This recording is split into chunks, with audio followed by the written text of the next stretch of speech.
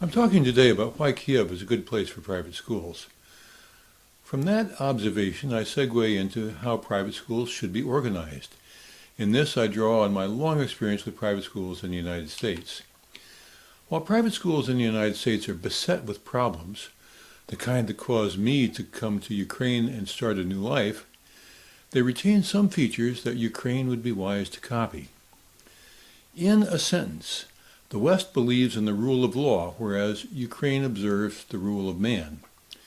U.S. schools are generally overseen by a board of trustees. Here in Ukraine, they're usually run by a single personality. In the United States, there are written policies for most school operations. Written policy is scarce here in Ukraine. The person in charge simply makes on-the-spot decisions. The stated objective of private schools is to optimize children's success in education. The school is organized to enable students to use their time productively, learning the tools they need for life. Most importantly, successful adults need to have a command of language. They need to be able to acquire information by reading and listening, organize their thoughts, and express them orally and in writing. In Ukraine, the knowledge of a second language is critically important. Since most Ukrainians learn Russian, sort of by osmosis, and most Europeans speak English, English is by far the most important foreign language. Second most important, successful adults need a fundamental understanding of arithmetic. They need to be able to manage their own money and understand company and government budgets. It would be ideal if they were numerate enough to separate fact from fear-mongering when it comes to global warming, population issues, and things like that. Third, successful adults need a body of knowledge about the world around them, to which they can apply their language and mathematical skills. They need factual knowledge about history, geography, psychology, evolution, genetics, natural history, physics, chemistry, and computers, among many other things. They need to be conversant with music, art, and sports. The school needs to prepare a child to take his or her place in society. The most essential role is that of parent. Each generation has to be prepared to raise the next, or else the society will die out. I mention this because precisely for this reason, people of European descent are dying out in America and Western Europe. Ukraine isn't doing so well itself. Every generation of parents hopes their kids will do better in life than they've done. They look to the private schools to make sure this happens. People with the money for private schools are generally intelligent, successful, and busy. Their unstated hope is that the schools can relieve them of some of the burden of preparing their children for life. Parents will often be disappointed. On the average, children of smart parents are less capable than they are. This was my observation over 4 decades of working with private schools. Researchers have now finally assembled the statistics to demonstrate it. Genomic research shows why. See the references flashing by on the screen for more details. This graph shows that depending on how smart the parents are, somewhere between 60 and 90% of the children will be less capable than they are. In the final analysis, private school children are more often than not incapable of fulfilling their parents' fondest hopes and expectations. Though every private school is burdened with somewhat unrealistic parental expectations. Schools can't do much either to form a child's personality. Psychologists have found that 50% of personality is inherited, and the other 50% simply cannot be explained. There seems to be very little correlation with either family or school. They found this out through extensive long-term studies of adopted children and twins.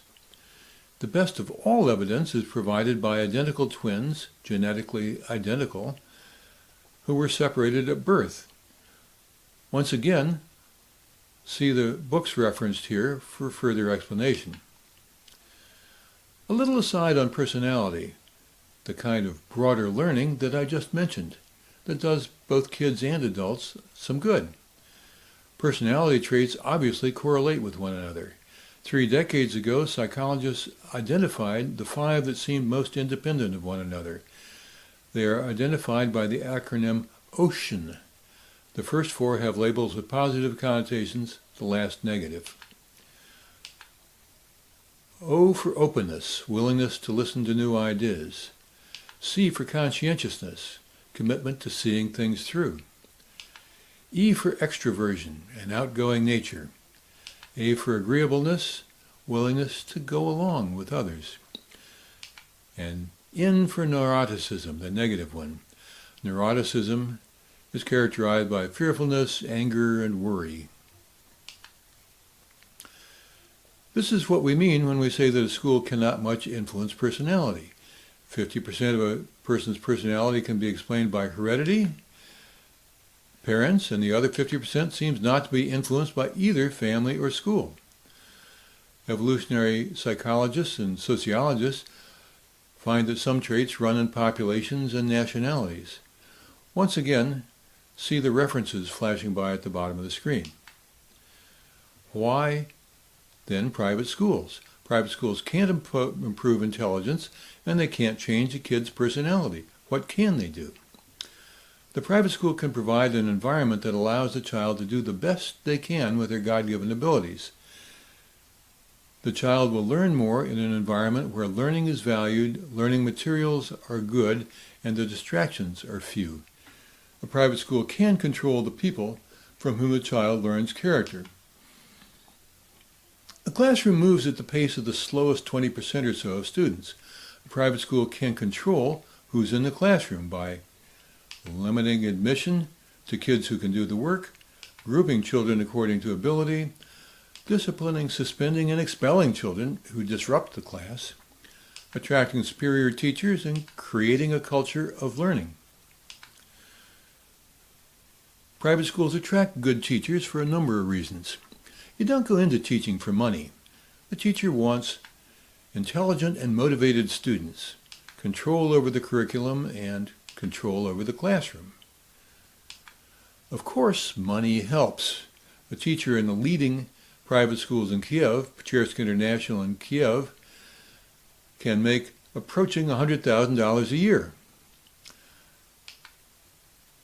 A big motivation is the teacher's own children. Even many public school teachers send their kids to private school. When they can, they teach in the same schools. A private school is able to pace instruction to the student's ability.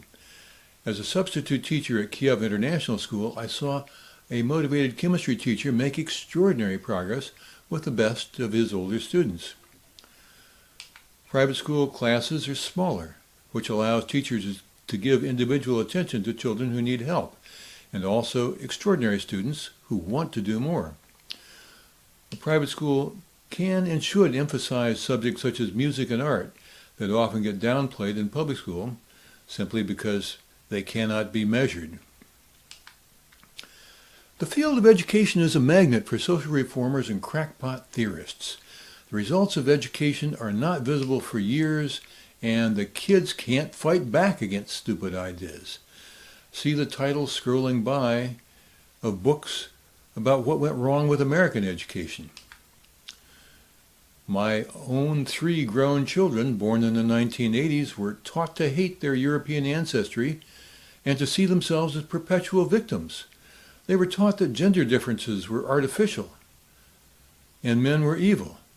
None of them are successful in marriage or work. Ukraine's problems are different and I think somewhat smaller. There is a profound lack of trust in business and government in Ukraine, which leads managers to hoard power and avoid advice. A school would be doing the children a great service if it teaches them the benefits of trusting one another.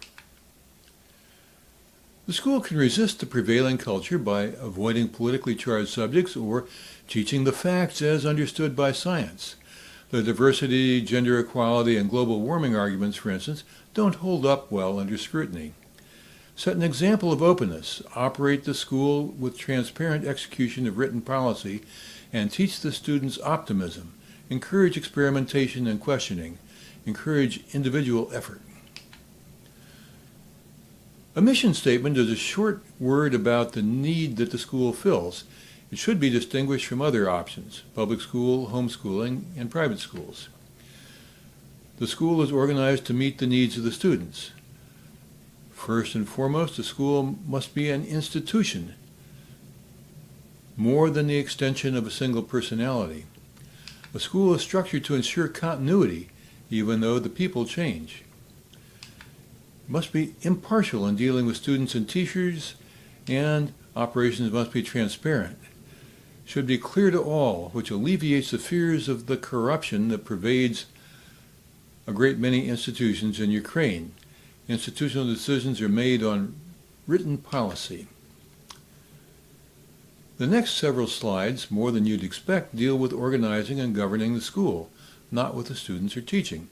Bear with me. A proper foundation is essential for the school's fulfilling its mission. The school board of trustees corresponds to a corporate board of directors. It's a group of volunteers with experience and wisdom who oversee the organization. The board of trustees is usually made up of present and former parents. Sometimes it includes teachers and administrators. The head of school is an ex officio member who attends all the meetings. Members of the school board serve fixed terms, usually between 3 and 6 years. It's a self-perpetuating body, selecting new members to replace retiring members. In practice, the head of school usually identifies capable and willing parents and brings them to the attention of the board. These are the parents who participate in special events and fundraising, who are willing to donate some measure of their wealth, wisdom, and work to the school. The Board of Trustees will back up the decisions by the head of school. Only under extreme circumstances, it may replace the head. That's a traumatic event. But when the board refuses to do it, it'll lead to the destruction of the school itself. The Board of Trustees is responsible for the overall functioning of the school. The most important job is to select the head of school, set his or her salary, and support that head with work and advice. The board approves the school budget and audits the school's operations and finances. The fundamental rule of finance is this: 2 sets of eyes on the books. The board plays a significant role in the life of the school. It lends authority to the person who runs the operation. In Ukraine, the counterbalance provided by a board is most often lacking, and one can see that it's often much needed. The head of school is a much easier job to understand. This is the person who runs the school. The head of school should run it according to written policies that have been approved by the board. The written policies protect the head against undue pressures from parents. They also protect the school against the self-dealing by the head, nepotism, favoritism, and other such abuses. Most issues that come up in a school should be resolved by referring to written policy. As recurring policies are addressed, the resolution should be incorporated into policy. Just to repeat, without written policy, it's not going to work. It devolves to ad hoc. The head of school is responsible for hiring, firing, and salary administration. This power is tempered by the policies established by the Board of Trustees. The head has to be able to justify decisions according to policy. The head is responsible with the business manager for preparing an annual budget. The budget is negotiated and approved by the board. The head of school represents the school to the outside world. That includes the community surrounding the school, the parents, business, and other schools. Any school exists within a network. A private school takes in pupils from kindergarten or other schools and then graduates them to higher level schools or universities. The private school community has many common interests, especially in dealing with government. They need to be able to talk to one another. Every school fills a unique niche within the private school ecosystem: what subjects they offer, what kind of students they serve. They need to recognize each other's strengths and support each other when they can. The school financial officer, usually called the business manager or comptroller, is responsible for day-to-day financial operations. The business manager is responsible for contracts, facilities, banking, tax filings, and other business operations. The business manager prepares the detailed budget that the head of school will present to the board for approval. The business manager also keeps financial records and produces periodic financial reports. Modern financial software is essential to a school operation. Without specialized financial software, it is very easy to make arithmetic errors and equally easy to commit fraud. Without financial software, it's difficult to produce meaningful reports. The business manager should produce monthly reports on income and expense, accounts receivable, that's tuitions due, a balance sheet, and enrollment. The summary level report should be available to just about everybody. Detailed information, including, for instance, salary data, should be available to the head of school and designated members of the board. The Board of Trustees should conduct a management audit of the school operation at least annually. The audit, first of all, ensures the integrity of the financial records, that there isn't any fraud or embezzlement. It's also a management audit, a common sense review of whether the money is being wisely managed. The management audit serves a different purpose and is independent from audits that may be required by the government. The audit report should be available to everybody in the school community. Now let's talk about education at last. That's the reason the school exists. Private school teachers deliver curriculum. That's what teachers everywhere do. The difference is that in a private school, they usually have the freedom to make their own curriculum. Teachers maintain attendance and grade records and prepare progress reports for parents and school administrators. Teachers are responsible for making sure they get all the textbooks, supplies, and materials they need to teach. And all except foreign language teachers should speak the language of instruction. In most schools in Ukraine, that's Ukrainian. The school needs a written admissions policy stating who they serve and who they cannot serve. There are a lot of heartbreaking decisions to be made about kids with spina bifida, hydrocephalism, autism, and the like. And without the benefit of policy written in advance, the decisions will be emotional and often wrong. There should be a written curriculum for each class being taught, which will include a statement of the objectives for the semester or year, a list of textbooks and other reference materials, and a description of the kind of tests that will be given. The curriculum should be available to all interested parties, the administration, other teachers, and parents. The curriculum should reference outside documents, such as government requirements to be satisfied and government-administered tests. The curriculum for a single class should be developed by the classroom teacher with support from the school administration. The school should maintain a list of links to reference materials for the teacher to use. The curricula for the same subject in successive grades need to be coordinated.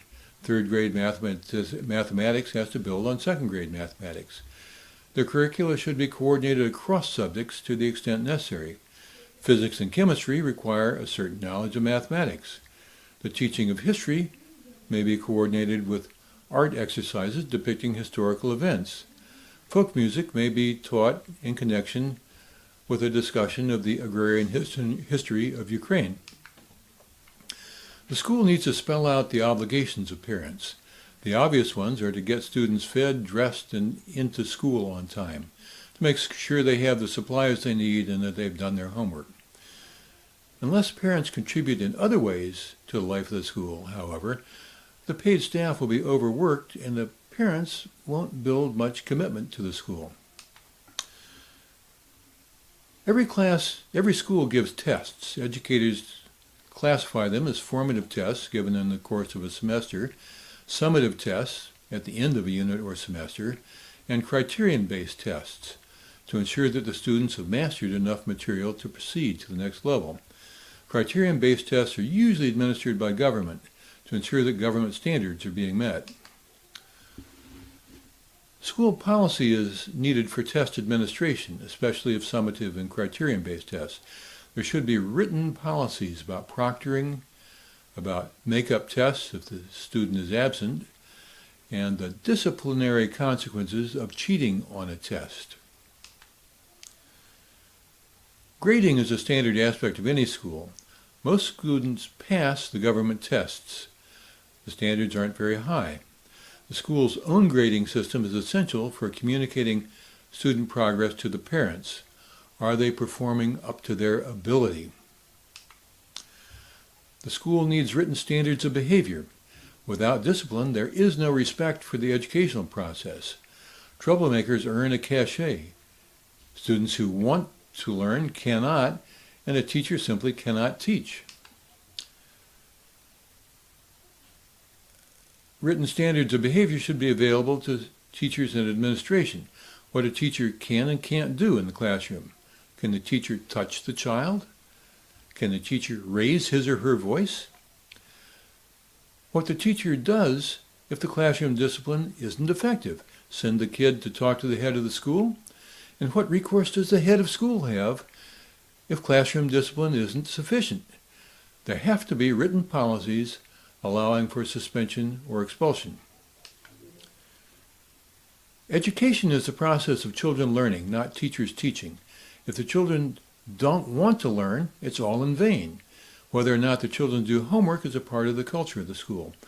Once they figure out that there aren't any consequences, a majority of children will simply ignore homework.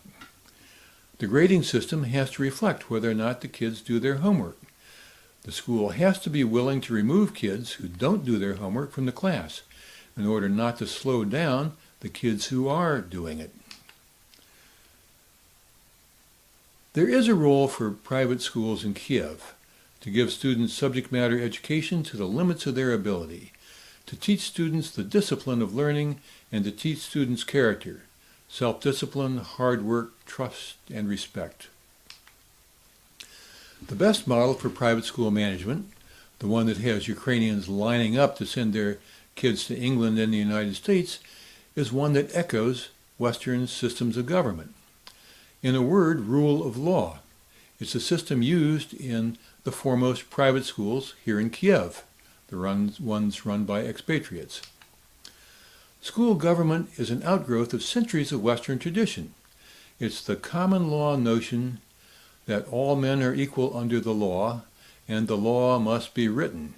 There is written policy emanating from the school community that is respected by everybody in that community. The impartial administration of school policy ensures that students, teachers, and parents and administrators respect one another and respect the school. This gives children the best chance to be optimistic, self-motivated, and hardworking, and to succeed in life. And that's what the school's there for.